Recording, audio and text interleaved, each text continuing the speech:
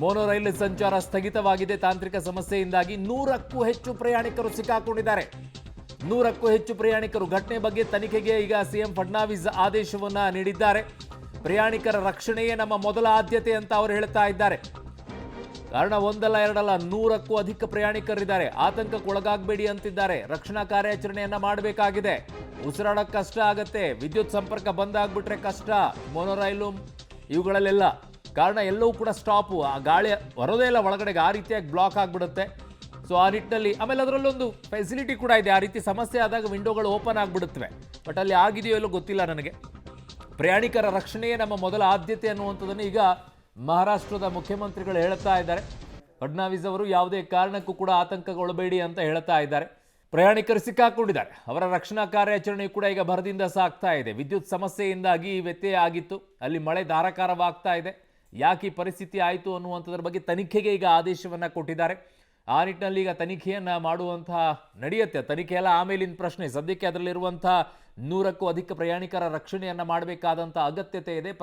ಪ್ರಮುಖ ಮೊದಲನೇ ಆದ್ಯತೆಯನ್ನು ನೀಡಬೇಕಾಗಿರುವಂಥದ್ದು ಈಗ ಆ ಪ್ರಯಾಣಿಕರ ರಕ್ಷಣೆ. ತನಿಖೆಯೆಲ್ಲ ಆಮೇಲೆ. ಸೊ ಈಗ ಸದ್ಯಕ್ಕೆ ಇಲ್ಲಿ ಸಿಕ್ಕಾಕೊಂಡಿರುವಂಥ ಪ್ರಯಾಣಿಕರು ಎಷ್ಟು ಜನರನ್ನ ಈಗ ರಕ್ಷಣೆ ಮಾಡಲಾಗಿದೆ ಅನ್ನುವಂಥದ್ದನ್ನು ನೋಡಬೇಕಾಗಿದೆ. ಮಹಾರಾಷ್ಟ್ರದಲ್ಲಿ ಆಗಿರುವಂಥ ಬೆಳವಣಿಗೆ ಇದು. ಚೆಂಬೂರು ಸಮೀಪದ ಮೈಸೂರು ಕಾಲೋನಿ ಬಳಿ ಮೋನೋ ರೈಲು ಸ್ಥಗಿತವಾಗಿ ನಿಂತುಕೊಂಡಿದೆ. ಅದರಲ್ಲಿ 100ಕ್ಕೂ ಅಧಿಕ ಪ್ರಯಾಣಿಕರು ಸಿಕ್ಕಾಕೊಂಡಿದ್ದಾರೆ. ಭಾರಿ ಮಳೆಯಿಂದ ಆಗಿರುವಂಥ ಪರಿಸ್ಥಿತಿ ಅಂತ ಹೇಳ್ತಾ ಇದ್ದಾರೆ. ವಿದ್ಯುತ್ ಸಮಸ್ಯೆ ಯಾಕಾಯಿತು, ಏನಾಯಿತು ಅನ್ನುವಂಥದ್ದನ್ನು ನೋಡಬೇಕು. ಅದಕ್ಕೆಲ್ಲ ರೀತಿಯಾದಂಥ ವ್ಯವಸ್ಥೆಗಳಿರುತ್ತೆ. ಆ ರೀತಿಯಾದಂಥ ಪರಿಸ್ಥಿತಿಗಳು ಆಗೋದಿಲ್ಲ. ಒಂದೊಂದು ಸಲ ಹಿಂಗಾಗುತ್ತೆ ಅಂತ ಅವ್ರಿಗೆ ಮೊದಲೇ ಇದ್ದಿದ್ರೆ ಅವುಗಳನ್ನೆಲ್ಲ ಸ್ಥಗಿತ ಮಾಡಿಬಿಡ್ತಾರೆ. ಯಾವುದಕ್ಕೂ ಕೂಡ ಪ್ರಯಾಣಕ್ಕೆ ಬಿಡೋದಿಲ್ಲ. ಬಟ್ ಏನಾಯ್ತು ಇಲ್ಲಿ, ಅದು ನೆಕ್ಸ್ಟ್ ಪ್ರಶ್ನೆ ಬರುತ್ತೆ. ಈಗ ಫಸ್ಟು ರಕ್ಷಣಾ ಕಾರ್ಯಾಚರಣೆ ಆಗಬೇಕಾಗಿದೆ. ಇದರಲ್ಲಿ ಸಿಕ್ಕಾಕೊಂಡಿರುವಂಥವ್ರು ನೋಡಿ ಏನು ಮಾತಾಡಿದಾರಲ್ಲಿ. ಓಕೆ, ಮತ್ತು ಅವರು ಆಮೇಲೆ ಮಾತಾಡುವಂಥದ್ದು ಕೇಳಿಸ್ತೀವಿ ನಿಮಗೆ. ಸದ್ಯಕ್ಕೆ ಮುಂಬೈನ ಮೈಸೂರು ಕಾಲೋನಿ ಬಳಿ ಮೋನೋ ರೈಲು ಸ್ಥಗಿತಗೊಂಡಿದೆ. ಅದರಲ್ಲಿ 100ಕ್ಕೂ ಅಧಿಕ ಪ್ರಯಾಣಿಕರು ಸಿಕ್ಕಾಕೊಂಡಿದ್ದಾರೆ ಅನ್ನುವಂಥದ್ದಿದೆ. ಅವ್ರನ್ನೆಲ್ಲ ರಕ್ಷಣೆ ಮಾಡುವಂಥ ಕೆಲಸವನ್ನು ಈಗ ರಕ್ಷಣಾ ಕಾರ್ಯಾಚರಣೆಯನ್ನು ಮಾಡುವಂಥ ದೃಶ್ಯಾವಳಿಗಳನ್ನು ಕೂಡ ನಿಮಗೆ ತೋರಿಸ್ತಾ ಇದ್ದೀವಿ. ಆ ಗ್ಲಾಸನ್ನು ತೆಗೆದು ಹಾಕ್ತಾ ಇದ್ದಾರೆ. ಅದಾದ ನಂತರ ಅಲ್ಲಿ ಮೇಲ್ಗಡೆಗೆ ಅವ್ರನ್ನ ಹತ್ತಿ ಅವ್ರನ್ನ ಇಳಿಸ್ಕೊಳ್ಳುವಂಥ ಕೆಲಸ ಮಾಡ್ತಾ ಇದ್ದಾರೆ. 1, 2 ಅಲ್ಲ ರೀ, 100ಕ್ಕೂ ಅಧಿಕ ಪ್ರಯಾಣಿಕರು ಸಿಕ್ಕಾಕೊಂಡಿದ್ದಾರೆ. ಎಲ್ಲರನ್ನ ರಕ್ಷಣೆ ಮಾಡಬೇಕಾದಂಥ ಅಗತ್ಯತೆ ಇದೆ. ಮೊದಲ ಆದ್ಯತೆಯನ್ನು ಅದಕ್ಕೆ ನೀಡಬೇಕಾಗಿರುವಂಥದ್ದು. ಆಮೇಲೆ ಇನ್ನುಳಿದಂಥ ವಿಚಾರಗಳಲ್ಲಿ. ಸೊ ಮುಂಬೈನ ಚೆಂಬೂರು ಬಳಿಯಲ್ಲಿ ಮೈಸೂರು ಕಾಲೋನಿ ಸ್ಟೇಷನ್ ಏನಿದೆ ಅಲ್ಲಿ ಈ ಸಮಸ್ಯೆ ಆಗಿ ನಿಂತ್ಕೊಂಡಿದೆ.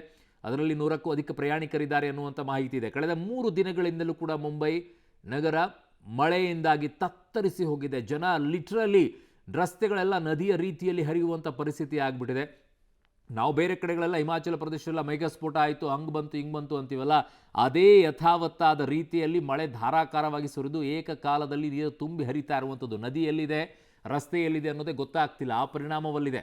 ಮಿಥಿ ನದಿ ಇದೆ ಅಲ್ಲಿ ಅದರ ಪರಿಣಾಮಗಳನ್ನು ಉಂಟು ಮಾಡಿ ಅಲ್ಲಿ ಜನ ಅನುಭವಿಸ್ತಾ ಇರುವಂಥ ಯಾತನೆಗಳು ಬೇರೆ ರೀತಿಯಲ್ಲಿದೆ.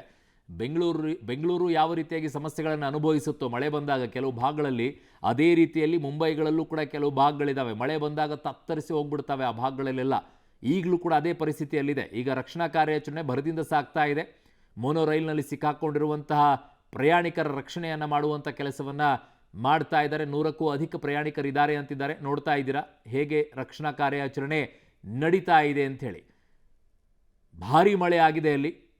ಸ್ಥಳಕ್ಕೆ ಈಗ ರಕ್ಷಣಾ ಸಿಬ್ಬಂದಿಗಳು ಕೂಡ ಹೋಗಿದ್ದಾರೆ. ಅವರ ಒಬ್ಬೊಬ್ಬರನ್ನಾಗಿ ಕರ್ಕೊಂಡು ಬರುವಂಥ ಕೆಲಸ ನಡೀತಾ ಇದೆ ಅಲ್ಲಿ. ಮೋನೋ ರೈಲ್ ಏನಿದೆ ಪ್ರಯಾಣಿಕರ ರಕ್ಷಣೆ ಈಗ ನಡೀತಾ ಇದೆ. ಇದರಲ್ಲಿ 100ಕ್ಕೂ ಅಧಿಕ ಪ್ರಯಾಣಿಕರು ಸಿಕ್ಕಾಕೊಂಡಿದ್ದಾರೆ. ಯಾರಿಗೂ ಏನೂ ಆಗದೇ ಇರಲಿ ಅನ್ನುವಂಥದ್ದನ್ನು ಅಷ್ಟೇ ಪ್ರಾರ್ಥನೆ ಮಾಡಬೇಕಾಗಿದೆ. ಕಾರಣ ನೋಡಿ ಅಲ್ಲಿ ಹೇಗಿದ್ದಾರೆ ಅಂತೇಳಿ. ವಯಸ್ಸಾದವರಂತವ್ರು ಇದ್ದಾರೆ, ಮಕ್ಕಳಿದ್ದಾರೆ, ಹೆಣ್ಮಕ್ಳಿದ್ದಾರೆ. ಅವ್ರನ್ನೆಲ್ಲ ಈಗ ಮಹಿಳೆಯರನ್ನೆಲ್ಲ ರಕ್ಷಣೆ ಮಾಡುವಂಥ ಕೆಲಸ ನಡೀತಾ ಇದೆ. ಒಬ್ಬೊಬ್ಬರನ್ನೇ ಕರ್ಕೊಂಡು ಬರಬೇಕಲ್ಲ, ಏನು ಅಷ್ಟು ಸುಲಭದ ಮಾತು ಅಂದ್ಕೊಂಡಿದ್ದೀರ ಅದರಲ್ಲಿ. ಆ ಮಳೆಯ ಮಧ್ಯದಲ್ಲಿ, ಧಾರಾಕಾರವಾಗಿ ಸುರಿತಾ ಇರುವಂಥ ಮಳೆಯ ಮಧ್ಯದಲ್ಲಿ. ಸೊ ಬಹಳ ಎಚ್ಚರಿಕೆಯಿಂದ ಈ ರಕ್ಷಣಾ ಕಾರ್ಯಾಚರಣೆಯನ್ನು ಮಾಡಬೇಕಾಗಿದೆ. ಆ ದೃಶ್ಯಾವಳಿಗಳನ್ನು ನೋಡ್ತಾ ಇದ್ದೀರಾ ಹೇಗೆ ರಕ್ಷಣಾ ಕಾರ್ಯಾಚರಣೆ ನಡೀತಾ ಇದೆ. ಯಾವ ರೀತಿಯಲ್ಲಿ ಅವರನ್ನು ಮೋನೋ ರೈಲ್ನಲ್ಲಿದ್ದಂಥವರನ್ನ ರಕ್ಷಣೆ ಮಾಡ್ತಾ ಇದ್ರಂತೆ. ಆ ವಿಂಡೋದಲ್ಲಿರುವಂಥ ಗ್ಲಾಸನ್ನು ತೆಗೆದು ಅದಾದ ನಂತರ ಅಲ್ಲಿ ಒಳಗಡೆಗಿರುವಂಥವ್ರನ್ನ ಆಚೆ ಹಾಕ್ಕೊಂಡು ಕರ್ಕೊಂಡು ಬರುವಂಥ ಕೆಲಸ ನಡೀತಾ ಇದೆ. ನನ್ನ ಸಹೋದ್ಯೋಗಿ ಈಗ ಪೊಲಿಟಿಕಲ್ ಬ್ಯೂರೋ ಹೆಡ್ ರವೀಶ್ ಮತ್ತಷ್ಟು ಮಾಹಿತಿಯನ್ನು ಪಡ್ಕೊಳ್ಳೋಣ ಅವರಿಂದ. ರವೀಶ್, ಏನಾಗ್ತಾ ಇದೆ, ಯಾವ ರೀತಿಯಾದಂಥ ಪರಿಸ್ಥಿತಿಯಲ್ಲಿ ನಿರ್ಮಾಣವಾಗಿದೆ, ಹೇಗೆ ನಡೀತಾ ಇದೆ ರಕ್ಷಣಾ ಕಾರ್ಯಾಚರಣೆ, ಏನು ಅಪ್ಡೇಟ್ಸ್ ಬರ್ತಾ ಇದೆ ರವೀಶ್? ಅರುಣ್, ಪ್ರಮುಖವಾಗಿ ಇದು ಸುಮಾರು ಸಂಜೆ 6:15 ಸಂಭವಿಸಿರತಕ್ಕಂಥ ಒಂದು ದುರ್ಘಟನೆ ಅಂತಲೂ ಕೂಡ ಹೇಳ್ಬೋದಾಗಿದೆ. ಅಂದರೆ ಪ್ರಮುಖವಾಗಿ ಆ ಒಂದು ಮಳೆಯಿಂದಾಗಿ ಒಂದು ಆ ವಿದ್ಯುತ್ ಸಮಸ್ಯೆ ಕೈ ಕೊಟ್ಟಿರ್ತಕ್ಕಂಥದ್ದು, ವಿದ್ಯುತ್ ಸಮಸ್ಯೆಯಿಂದಾಗಿಯೇ ಈ ಒಂದು ರೈಲು ನಿಂತಿದೆ ಅಂತಲೂ ಕೂಡ ಈಗ ಬರ್ತಾ ಇರತಕ್ಕಂಥ ಮಾಹಿತಿ. ಅಂದರೆ ಅಲ್ಲಿ ಪ್ರಯಾಣಿಕರು ಎಲ್ಲವೂ ಕೂಡ ಒಂದು ರೀತಿಯಲ್ಲಿ ಕವರ್ ಆಗಿರುತ್ತೆ. ಮೋನೋ ರೈಲು ಹೇಗಿರುತ್ತೆ ಅಂತ ಎಲ್ಲರಿಗೂ ಗೊತ್ತಿರುತ್ತೆ.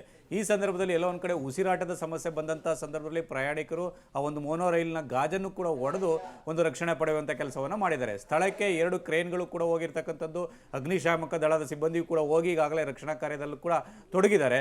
ಪ್ರಮುಖವಾಗಿರ್ತಕ್ಕಂಥ ಈಗ ಸುಮಾರು ಒಂದು 10 ರಿಂದ 20 ಮಂದಿಯನ್ನು ಕೂಡ ರಕ್ಷಣೆ ಮಾಡಿದೆ ಅಂತ ಹೇಳಲಾಗ್ತಾ ಇದೆ. ಯಾಕೆಂದರೆ ಅದು ಪೀಕ್ ಅವರು, ಅಂದರೆ 6:15 ಅಂದರೆ ಎಲ್ಲರೂ ಕೂಡ ಕೆಲಸವನ್ನು ಮುಗಿಸ್ಕೊಂಡು ವಾಪಸ್ ಮನೆಗೆ ಹೋಗುವಂಥ ಸಂದರ್ಭದಲ್ಲಿ ಕೂಡ ಎಷ್ಟು ಆ ಟ್ರೈನಲ್ಲಿ ಇರ್ತಾರೆ ಅನ್ನೋದ್ರ ಬಗ್ಗೆ ಕೂಡ ಗೊತ್ತಿರುತ್ತೆ.